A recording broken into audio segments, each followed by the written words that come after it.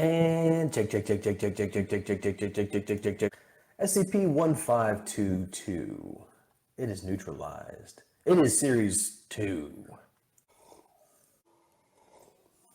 I really appreciate addenda like this where events are kind of played out at timestamps. This is sort of an older technique. We still see it, but it's certainly not as prevalent. This has really been supplanted by exploration logs and particularly dialogues. So the modern ethos of writing would look at this and say, what use do I have just writing down a summary of events when I can get in there a little more microscopically at a higher resolution and have character banter? Because you can really embed all this activity amid conversation. I think it's one of those boxes that just has to almost be checked in today's SCP Wiki for articles to have the best chance of surviving. If you have this when you could have had dialogue and character development and personalities and character arc, that's really seen as a deficit in today's SCP Wiki ethos, I think. This is obviously a earlier era of the Wiki where character arcs, things like exploration logs, were not quite as prevalent. They're not quite as valued as they are today. I appreciate this because we get to cut out all the dialogue, which, I'll be a little easy and a little nice. 80% of the time, the dialogue in the SCP Wiki is perpetually juvenile, very low quality, very unnatural, very awkward. This in a modern SCP would be, I don't know, maybe 3,000 words just to get through all this. It hits the highlights. This is exactly what you would expect in an immersive, in character, and in universe, believable kind of document.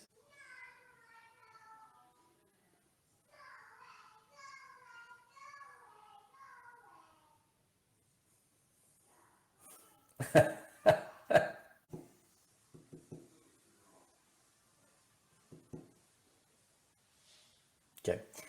Another thing I really appreciate about this. Another thing this does is tell a story without conceding to trad prose.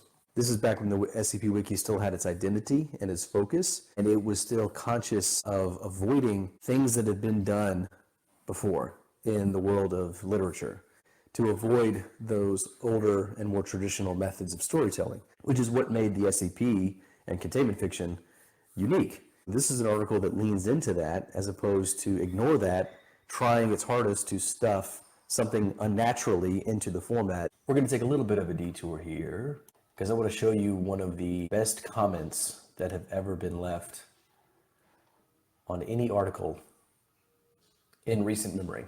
We don't really have to know a lot about the article, just know that it's by a real good author who I respect, although they have sort of fallen off the boat, showing signs of being infected by the sort of social stuff I talked about last episode on the SCP Wiki, which is very sad to see. But this is a very, very long article, novella type format, with several offsets and probably 10,000 words, which is just to say that it's a very typical SCP for these days.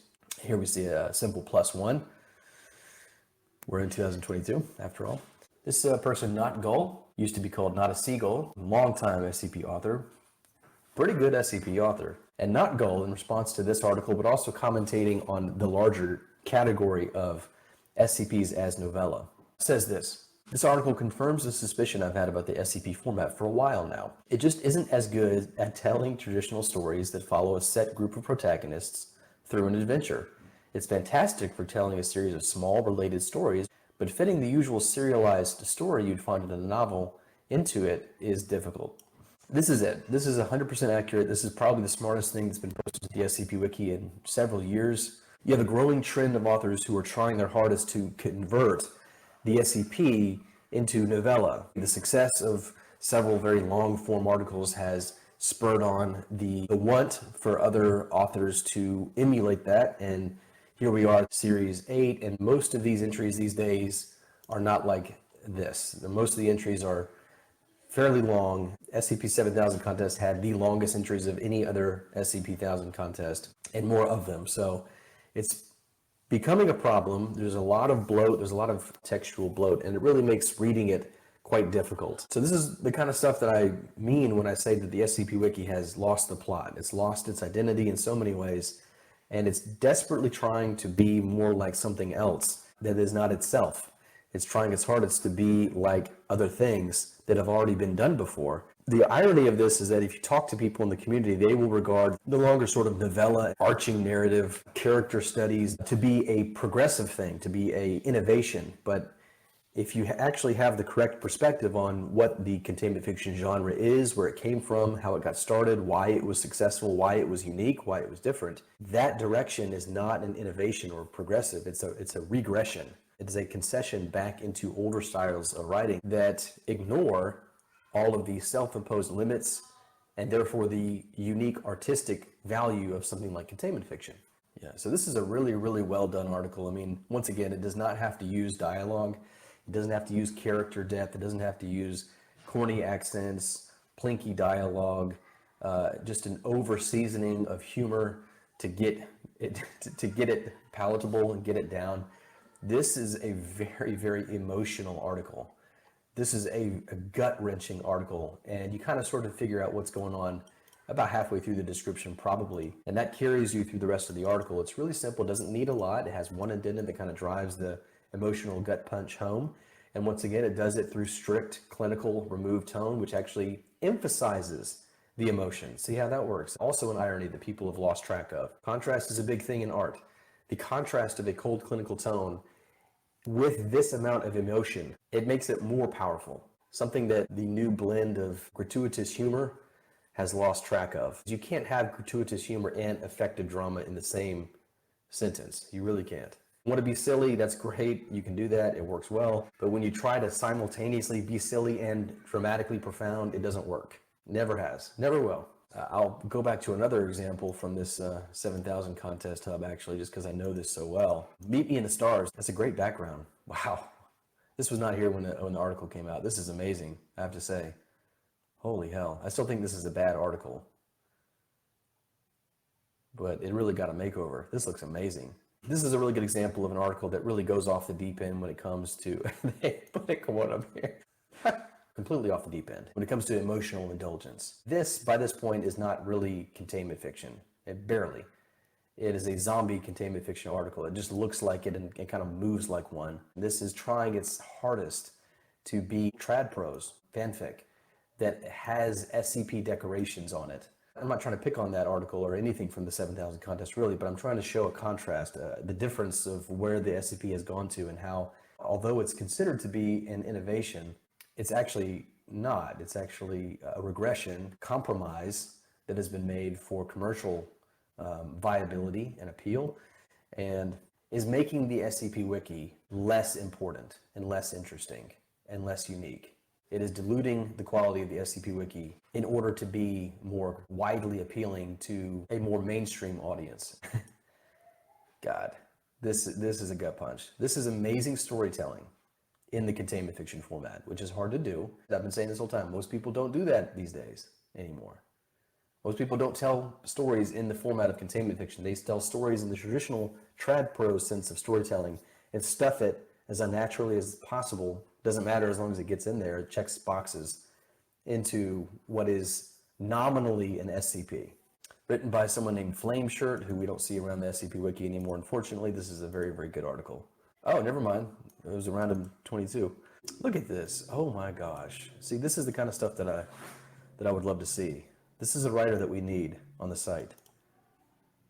Wow. Look, they're using latex. Look at this. I thought I was the only one who used latex on the SCP Wiki. You see this right here is latex? Uh-huh. You did? Oh my goodness. How did you get that boo-boo, you know? I pinched you in the room. You pinched it in the room? Oh my. Yeah. Don't touch it. Uh-oh. It's important for you not to touch that. That's Appa's game staging. Yeah, here it is. Okay. Sorry I had to go here to find that. But so this is latex right here. I've always signed my name in latex. Let's see what the RPC is up to these days. Random RPC. Not sure we need the picture expansion on this. It really doesn't add anything. There's no detail that we better get by it being a little bigger. I think that probably, it's not a great picture, so I mean, clearly take it on somebody's desk, you know, vinyl or linoleum top. Doesn't look very convincing, doesn't look very professional. We don't really need to get an enhancement on the details here. Just don't have it expand. There's times to do that, and there's times not to do that. This is one where you shouldn't do it. So this right here, when RPC-25 is worn by a human, it will alter their eyes or eyesight in some way, comma, these alterations are potentially dangerous to the wearer as well as to people in the vicinity. Maybe two-sentence kind of thing going on there. If RPC-25 goes for approximately 103 hours and 37 minutes without being worn, it will cause someone in the vicinity to have their eyes turned to molten lead, comma, so far this has always resulted in death. Once again, that's a two-sentencer. Tests have been done on isolating 25. This is just really cluttered, the wording. This collapsible reads, log of observed recurring effects of having worn RPC-25. Log of observed rare or unique effects of having worn 25. Those are mouthfuls. And when you click on them, these are basically just bullet points, although the bullet points themselves are kind of strange. This is clearly not Wikidot's usual syntax, and there's no space after the actual artificial inserted bullet point here. I mean, this thing is just all over the place. It causes blindness, but it also improves eyesight. Range of eyesight expanding to include infrared and then also ultraviolet. I mean, we're just kind of all over the place here. Permanent inflammation of the eyes. Inflammation of the eyes. Is that pink, like permanent pink eye? Like you got permanent poop in your eye? It's not really a thing. We don't really call it that. Maybe you have conjunctivitis, which is maybe the inflammation of the interior lining of the eyes. But you don't have just inflammation of the eyes. That doesn't really make any sense. It's like saying inflammation of the body. It just doesn't really quite have a solid object. Up to 7 additional pairs of eyes growing in the eye sockets, noted to be extremely painful as the lack of space for the new eyes puts pressure on the interior of the skull. That is pretty disturbing though. The new eyes will regrow if surgically. This is a really, really fucked up portion of the article. The only really shining part in any of this so far. Eyeballs incinerated. Enhanced night vision. I mean, it's just like a grab bag of eye-related effects. This has no direction whatsoever. It's completely aimless of an anomaly. It feels like it was written by someone who just really was too quick off the bat, had the idea for an anomaly and just kind of was too excited about it too quick without really having thought it through or developed it. I would also guess, not that this is a terrible thing, this is one of the things I think RPC is good for. I think it's a strength of RPC, but I do think this is probably written by somebody whose second language is English. There's a data expunged in here. I mean, this is bad. The last addendum doesn't actually space correctly. There's these 2 paragraphs right here. They're not really spaced. There should be a page break here. It doesn't really make any sense. You have to offer this tribute, otherwise someone's eyes are going to turn into molten lead. Like, is there any sort of like backing pointed to? Is there any reason for this? Any sort of deeper sort of insertion point that we could sort of latch onto here? We also throw in at the very end in an addendum that this object is possibly sentient. Yikes. Mr. X, who's also not spaced correctly. And we keep seeing this return of 103 hours, 37 minutes, although this is every 103 and 20 minutes, not really sure what that's about. And then we end it in the most flimsy possible way. From here on, all tests involving withholding tributes are forbidden. This is appropriately rated really, really low. You know, this is the first episode where the RPC has been much, much worse than the SCP. So obviously that's going to happen. But this is a lot like SCP. SCP's early works were a lot like this. Now, having said that, this is actually a little worse than SCP Series 1. If you compare sort of the timelines and how they were developed, respectively, RPC and SCP in their early works, like Series 1 kind of stuff, I think the SCP has the nod as better, probably because it had some time to sort of curate and mitigate just awful stuff from their edit this days. But this is kind of edit this-ish. This is something you would see on edit this. And I think by the time the SCP got to Wikidot, this sort of stuff was sort of being phased out. People don't know this, but while on edit this, the SCP community really had established that there were tropes that were getting really, really old. I'm reading from the Containment Fiction Wiki. This is the article on Edit This. Tropes and cliches were identified and lamented by commenters while on Edit This. For example, drives people insane and makes you kill someone were well established and begrudged tropes for SCPs by April 2008 on Edit This.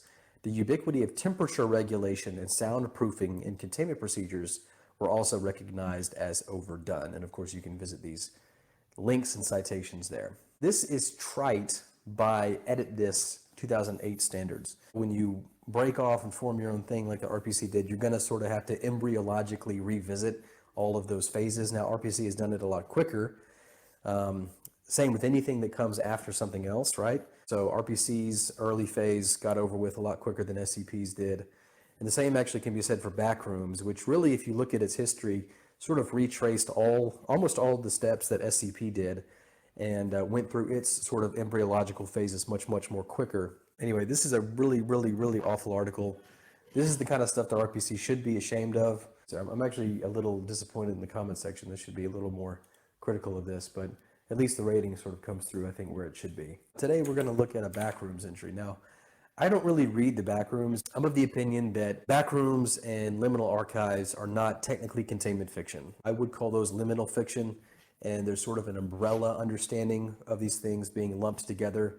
You can ask ChatGPT about that. It'll tell you that they're related, because it really does take a lot of notes from containment fiction. I mean, first of all, look at it. It is the SCP Wiki, just kind of a fork of it. It's on Wikidot.